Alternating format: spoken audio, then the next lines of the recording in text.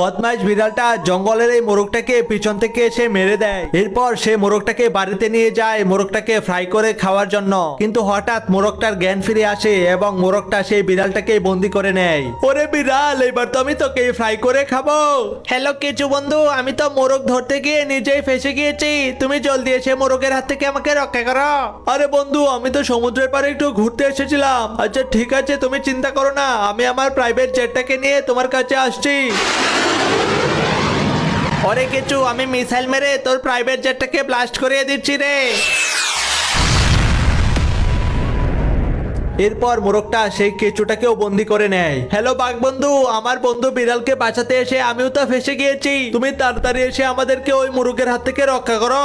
আরে ধুর, আমি তো কক্সবাজার ঘুরতে এসেছিলাম, তোদের কারণে একটু শান্তিতেও থাকতে পারি না। আচ্ছা টেনশন করিস না, আমি একটা জাহাজ নিয়ে এখনই চলে আসছি। ওরে বাঘের বাচ্চা, আমি মিসাইল মেরে তোর জাহাজটাকেও উড়িয়ে দেব।